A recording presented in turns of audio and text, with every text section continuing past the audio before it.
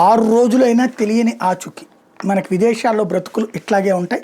ఉపాధి కోసం ఆఫ్రికాలోని మాలి దేశం వెళ్ళి 6 రోజుల క్రితం ఉగ్రవాదుల చేతిలో కిడ్నాప్ గురైన ఇద్దరు ఆంధ్రప్రదేశ్ వాసుల ఆచూకీ ఇంకా తెలియరాలేదు.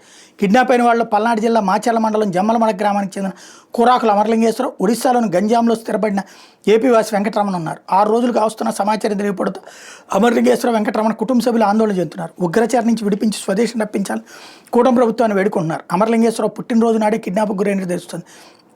ఆయన భార్య పిల్లలు ప్రస్తుతం హైదరాబాద్లో ఉంటున్నారు.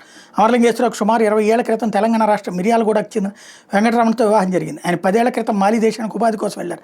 అక్కడ డైమండ్ సిమెంట్ ఫ్యాక్టరీలో మెకానికల్ సూపర్వైజర్గా పనిచేస్తున్నారు. గంజాంలో స్థిరపడే వెంకటరమణ కూడా ఇదే ఫ్యాక్టరీలో పనిచేస్తున్నారు.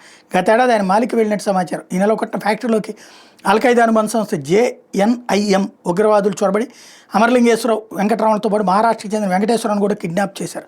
ఆ సందర్భంగా జరిగిన ఇష్యూ ఇది.